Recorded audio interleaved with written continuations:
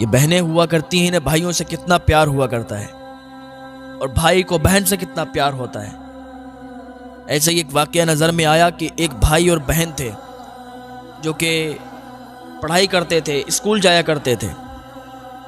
एक दिन कोई चीज़ आई बिकने के लिए तो बहन ने उसको ख़रीदना चाहा तो बाप से पैसे मांग नहीं सकी।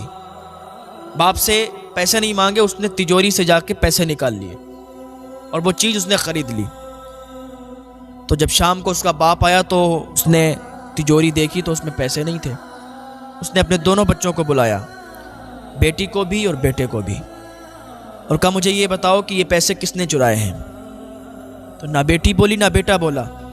उसके बाप ने और ज़्यादा हड़काया और कहा मुझे ये बता दो, मुझे चोरी पसंद नहीं, अगर मांग लो मुझसे तो मैं दे दूंगा, लेकिन चोरी मैं बर्दाश्त नहीं करूंगा। चोरी किसने की है?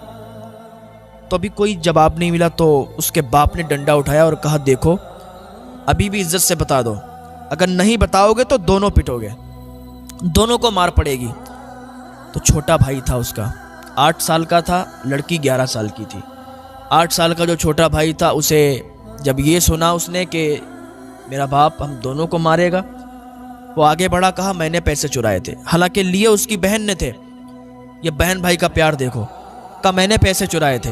उसने सोचा अगर मैं बता दूंगा तो सिर्फ मेरी ही पिटाई होगी, मैं ही मारा जाऊंगा, मेरी बहन की पिटाई नहीं होगी।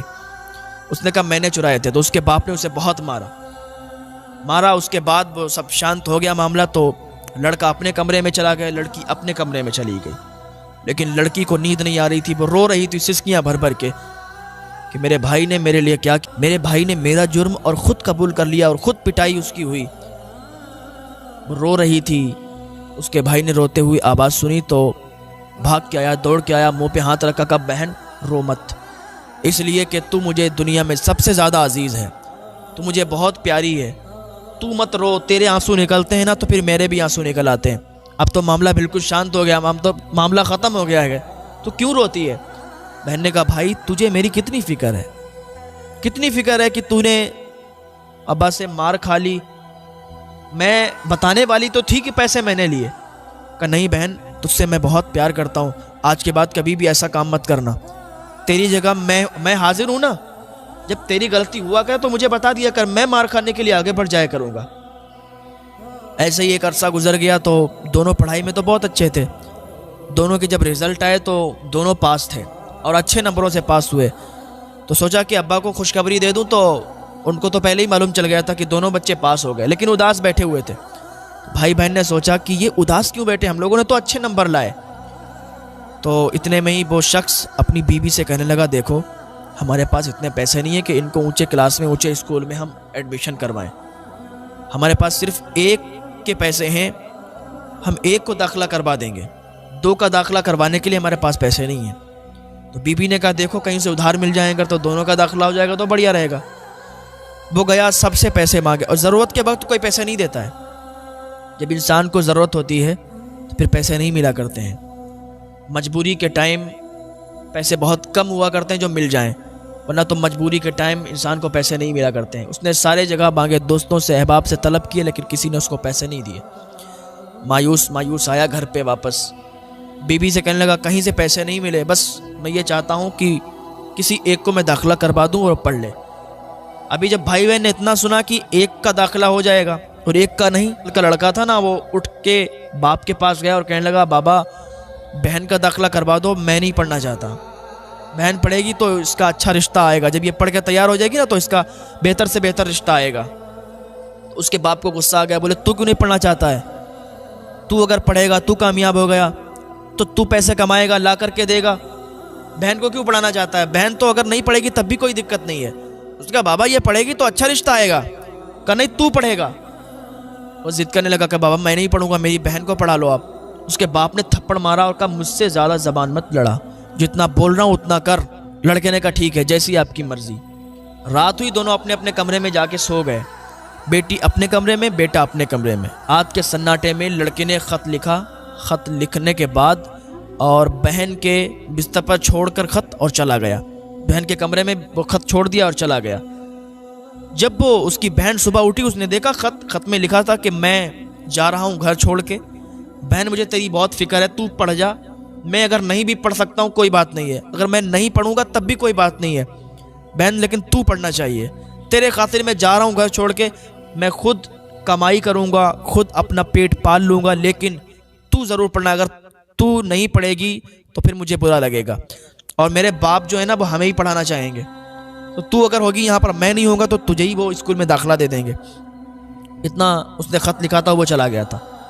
सुबह में जब बाप को मालूम चला तो बड़ा गुस्सा हुए। उसका जो दाखिला था बेटी का वो करवा दिया स्कूल में।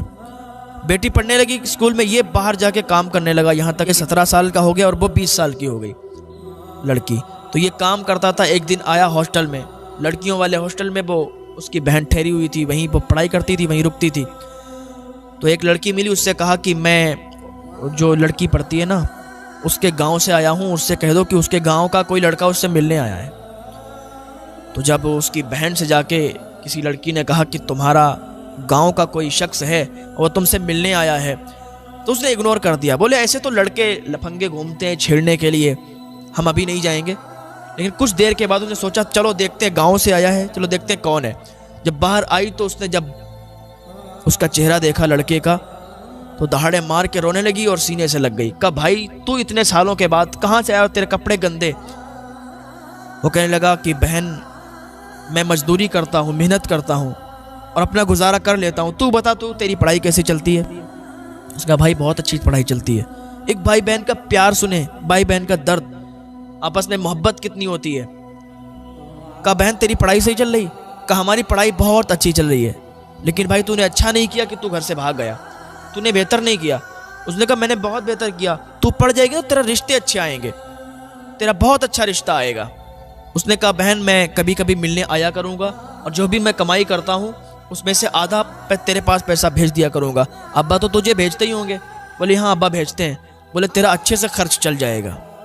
तो लड़का वहाँ से वापस आ गया।